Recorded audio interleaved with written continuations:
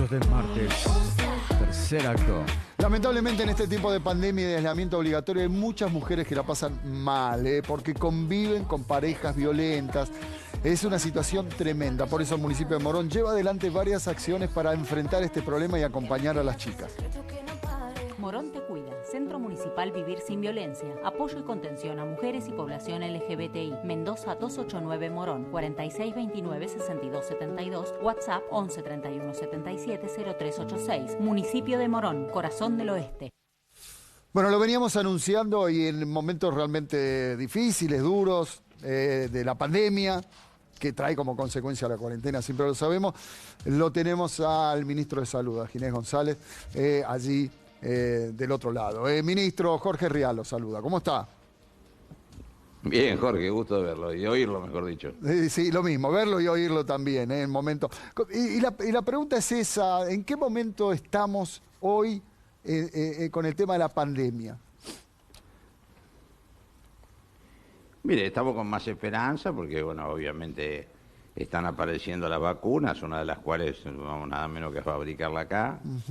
Y seguramente para dentro de pocos meses vamos a tener esa disponibilidad. Pero mientras tanto, la pandemia no terminó, la pandemia sigue estando con un alto nivel de casos diarios en el AMBA, pero la diferencia que está pasando ahora es que si bien hay algunos signos de una leve disminución de la utilización, sobre todo de las camas críticas entre este espacio, tanto el de la ciudad como el del conurbano, en realidad lo que está pasando es que hay varias provincias que han empezado a tener serios problemas, ¿no? Y que empiezan a tener obviamente una casuística que les empieza a dificultar manejar la cantidad de casos que tienen por día. Claro. Con lo cual, ¿qué quiero decir? Que lo que hemos logrado los argentinos al principio, trabajando mucho todos juntos, que poder administrar los casos, que los casos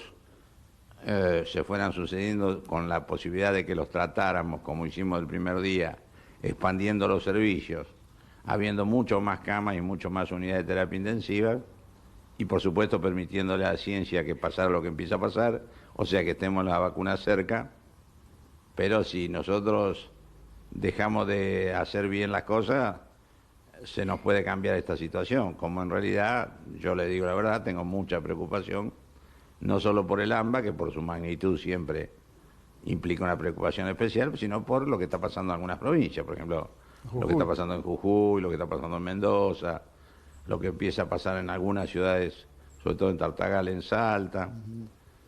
Y bueno, vuelvo a decir, esto no pasó, o sea que no nos podemos descuidar, ni podemos cambiar el cuidado que hemos tenido hasta ahora y mucho menos tirar por la borda todo el esfuerzo que hemos hecho todos los argentinos en este tiempo, ¿no? Bueno, esto que usted cuenta del momento en que estamos, esto justifica, justifica la cuarentena, porque muchos se preguntan, la arrancamos antes, bueno, toda la discusión que hay. Estamos donde estamos con estos números por la cuarentena, si no, otro sería el panorama hoy, ¿no, ministro? Pero por supuesto, ya las imágenes que vimos en Europa, en Nueva York, de enfermos que no podían ser atendidos, la tasa de mortalidad nuestra con respecto a esos países, lo que le pasa a esos mismos países cuando cambian un poquito las cosas y dejan de cuidarse. Hoy no hay ningún país exitoso y nadie puede decir que es demasiado exitoso en una tragedia de la cual se muere gente.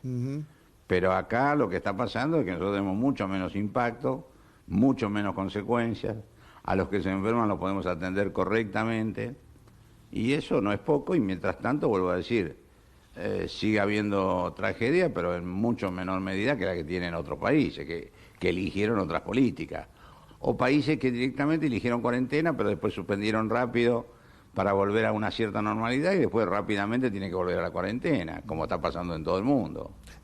Hablando de eso, ¿siente un relajamiento, ministro, de todos, un relajamiento? Cuando vio las imágenes ayer de la marcha, sin politizar obviamente, hablo nada más de una marcha de gente reunida, casi sin distanciamiento y todo. ¿Qué pasa? ¿Qué pasa con los que laburan en la salud? Usted que recorre los hospitales y lo ve de cerca, ¿qué le pasa?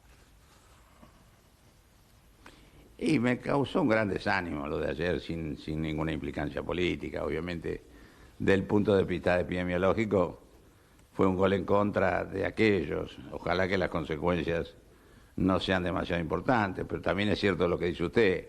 Si usted está en un hospital de guardia desde hace muchos meses trabajando día y noche, tratando que primero lleguen menos enfermos, o sea que haya menos casos, y segundo, si llegan a atenderlo bien, hacer una cosa de este tipo no nos cae bien a los que estamos en el sector salud, eso seguro, porque sus consecuencias nunca van a ser favorables. Lo que estamos pensando es cuánto de desfavorable van a ser. Claro. Pero quiero decir que yo sí siento, porque también lo entiendo, estamos cansados, estamos aburridos, hay un cierto hastío, es un tiempo largo, pero también le digo una cosa, no hay ninguna otra receta que uno hubiera querido aplicar distinta. Entonces, si no se hace la cuarentena porque no le corresponde, porque está en otro lugar, que hay muchos lugares que están así, bueno, hagamos el distanciamiento, hagamos el cuidado, hagamos el uso del tapaboca, bueno, todas las cosas que sabemos que hay que hacer. Y sobre todo, Jorge, y créanme que en esto todas las investigaciones que hacemos de los recientes brotes, sobre todo en varias provincias, pero también acá, todas tienen un origen, o casi todas, en encuentros sociales. Ajá. Entonces, si usted me dice cuál de todas elige para que no ocurran en función de la salud de los argentinos, yo le digo, mire, si logramos que los encuentros sociales o no se hagan o se hagan de una manera distinta de cómo se están haciendo, pues ¿cuál es el problema del encuentro social? A todos nos gusta. Claro. Pero el encuentro social es juntarnos varios, primer punto, ya un peligro. Segundo punto es como estamos cerca y queremos hablar o queremos comer o queremos tomar mate, sacarnos el tapaboca. Tercer punto, realmente, bueno, hacemos cosas, que yo cantamos, gritamos, como somos los argentinos cuando nos juntamos, con lo cual la expresión aérea y el nivel de contagio es mayor. Y después estamos bastante tiempo, no duran un poquito de tiempo. Entonces estamos bastante tiempo cerca, sin protección, con mucho riesgo de contagio, y bueno, y eso es lo que está generando estas, como le digo, la mayoría de las explosiones que se dan en ciudades o en provincias que estaban muy tranquilas, que parecía que era un problema del AMBA y nada más. Y bueno, ahora lo que está pasando con la pandemia es que se nacionalizó.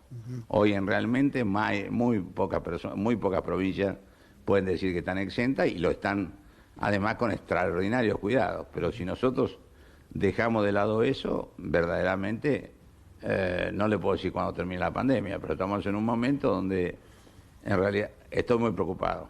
¿Usted me escucha bien, ministro? Porque se había cortado el retorno. Perfecto. Perfecto. Perfecto. No, yo lo encuentro muy bien. Además, hablé yo, así que... No, por eso. La pregunta que sigue tiene que ver con la responsabilidad. Recién hablábamos de la responsabilidad de los trabajadores de la salud, de la responsabilidad de los funcionarios, de las responsabilidades individuales como ciudadanos. Pero hay algo también que tenemos que tener responsabilidad, que somos los comunicadores. Porque mucha gente cree que somos infalibles, que sabemos de todo. Hubo un hecho muy puntual, incluso hay una denuncia que acaba de entrar en Capital Federal, en la Fiscalía de Máiquez, con el tema de Viviana Canosa y esta, no digo recomendación, pero ella dio el ejemplo del dióxido de cloro. ¿Qué pasa con esto, Ginés? ¿Cómo se puede evitar esto? ¿Cómo influye esto? ¿Y cómo se sienten? Y vuelvo a preguntar esta sensación cuando uno está luchando contra este virus. No, yo no, la verdad me sentí muy mal cuando me enteré de esto. Nosotros veníamos peleando porque apareció en los lugares de venta electrónica, venta digital, venta a distancia, apareció venta de esto. Nosotros actuamos, hicimos sacar del Mercado Libre más de 400 ofertas había de este producto. El ANMAT dijo lo que tenía que decir, que es como tomar lavandina.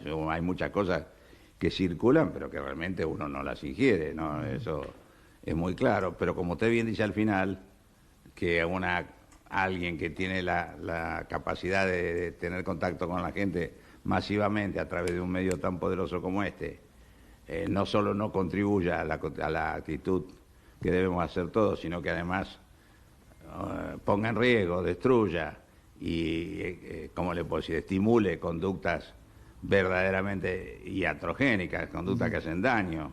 No es que son inocuas.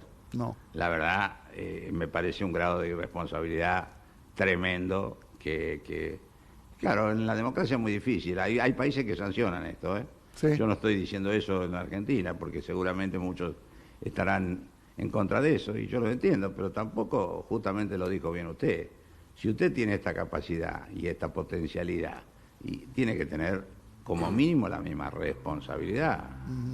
Pero no se puede, porque hay irresponsables, hay muchos, no solo esto que es un hecho extremo, Sí. sino los antivacunas, los que están todo el día con la prédica de que esto no sirvió, como si en realidad no sé qué modelo alternativo tiene, porque lo que son los modelos alternativos, y que lo han usado algunos otros países, han tenido un fracaso tremendo y una tragedia colectiva mayor que la nuestra. Entonces, nuestro éxito no está en que no haya casos.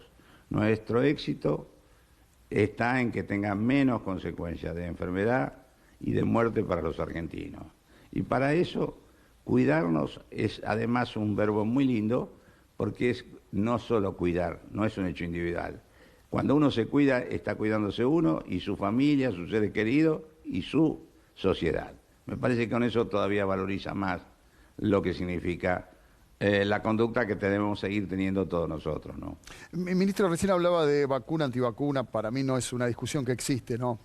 Pero bueno, algunos la quieren dar. El tema de la vacuna, porque usted fue un poco el que negoció, generó esta elección de Argentina junto a México para hacer una de las vacunas aquí, con Hugo Sigman y científicos argentinos. Cuénteme un poquito eso, cómo surgió, por qué se eligió Argentina, cómo viene y cuándo se prevé que podrían empezar a salir las primeras dosis. ¿Cómo no? Nosotros empezamos de entrada a darnos cuenta que esto en realidad no iba a tener final si no era con una vacuna. Y de hecho el mundo reaccionó también así y se puso claramente en un desarrollo. Hay más de 160 y pico de desarrolladores de vacunas que están hoy en marcha. De esos, nosotros obviamente pensamos que por seguridad, porque no sabíamos cuál iba a ser la que podría funcionar, por tener oportunidad, o sea, porque estando en el hemisferio sur, todos sabemos que el hemisferio norte, por potencia, por dinero, por poder, por lo que sea, suele ser privilegiado en estas cosas cuando son escasas. Y en tercer lugar, porque además deberíamos abrir la máxima apertura de la Argentina para lograr justamente esta cosa. A partir de ahí empezamos a negociar con todos, pero claramente en la negociación quedaron unos más cerca. Uno de ellos fue el laboratorio Pfizer, que ya empezó su experiencia clínica fase 3 acá. En segundo lugar es este laboratorio AstraZeneca, con el cual también conversamos, y también hay otros laboratorios que hemos conversado, algunos de origen chino, es decir, los que estaban supuestamente más adelantados, para asegurarnos por donde fuera provisión cuando fuera el momento. En el caso, todos los jueces le decíamos lo mismo, queremos que nos den seguridad, nosotros ofrecemos obviamente el país para hacer la experiencia clínica, pero que nos den seguridad, oportunidad y si puede ser, precio. Y además, transferencia de tecnología.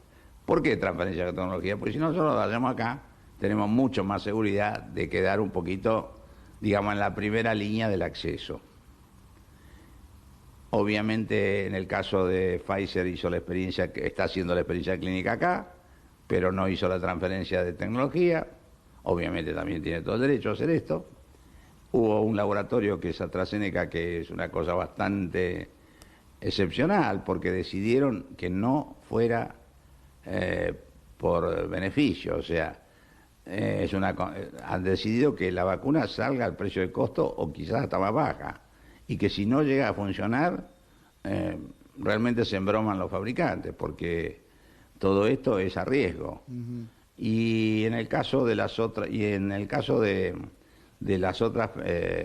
obviamente vacunas que están, también fue aprobada la semana pasada la experiencia de una vacuna china, si quiere hacer acá, ya presentó todo para hacer acá también la fase clínica.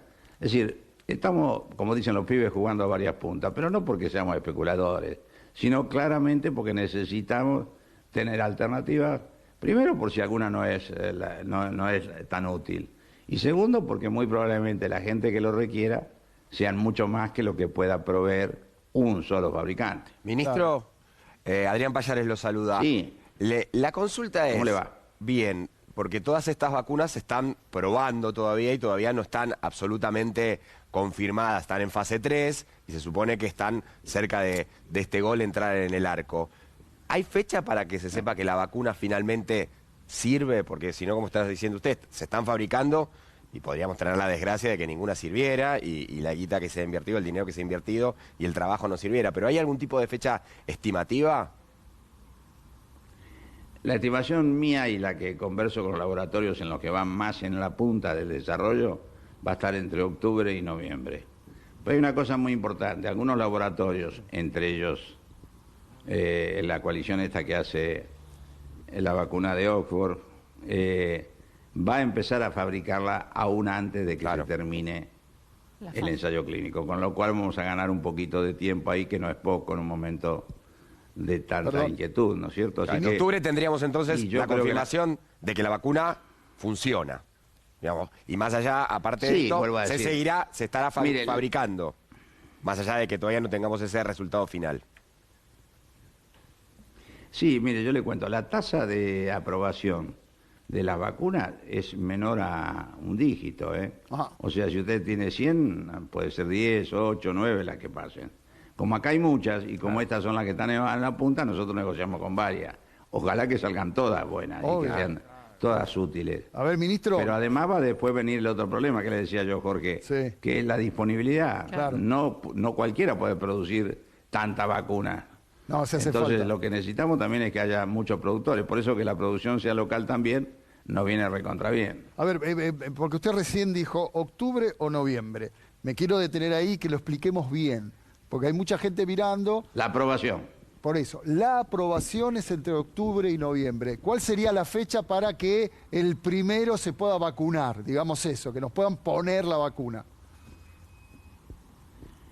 Ahí es medio difícil.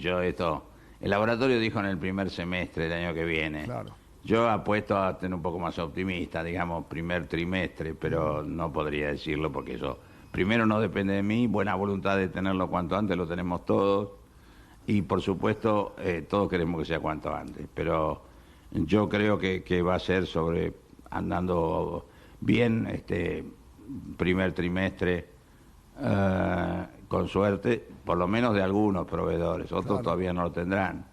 Ministro, porque también no van a ser aprobadas todas al mismo tiempo. O sea, a ver si entiendo. Aprobado no es un trámite administrativo de papelito, no. Es que tienen que presentar un largo estudio donde a muchas personas le hacen una investigación clínica que significa que se tiene placebo. ¿Qué significa esto? Que a algunos se le da la vacuna y a otros se le da algo que es similar a la vacuna, pero no es la vacuna. Y después se mide la cantidad de anticuerpos que desarrollaron los que tienen la vacuna y los que no tienen la vacuna. Entonces ahí se prueba la efectividad, es decir, si la vacuna es útil. Que la vacuna no sea peligrosa, cuando se ensaya ya está probado. Bien. La fase 3 se hace solo para demostrar que sea útil.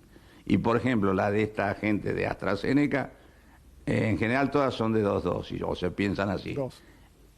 La de AstraZeneca solo con la primera dosis dio el 91% de efectividad. O sea, al 91% de las personas le generó anticuerpos suficientes como para que no tuvieran la enfermedad.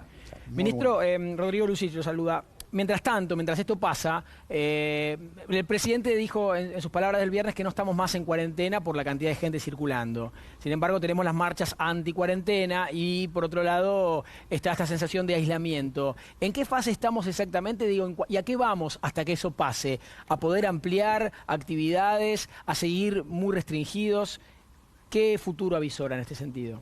Teniendo en cuenta el hastío de la gente. No, yo no me parece... A ver, primero no me parece que estemos muy restringidos, la industria está funcionando, el comercio parcialmente está funcionando. Lo que pasa es que hay una pandemia, es decir, obviamente, qué sé yo, por decirle, todos los hospitales argentinos y todas las clínicas privadas están funcionando. Ahí no hay ninguna mengua de ningún tipo, sin embargo, están trabajando menos. Porque bueno, la gente, más allá de que lo que tienen coronavirus van, el resto tiene temor, tiene prevenciones. ¿Qué quiero decir con esto? Es una circunstancia, primero, muy dinámica. Segundo, no es igual para todo el país. De la misma manera que hay provincias que no tenían nada hasta hace poquito tiempo, hoy tienen una complicación seria, el caso Jujuy, por ejemplo. Entonces no se puede decir una aventura, decir esto terminó o ya la pasé.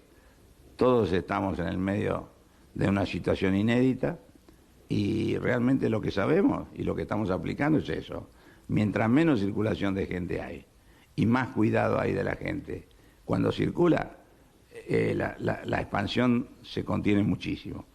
Y eso es lo que estamos tratando todos los días de estimular.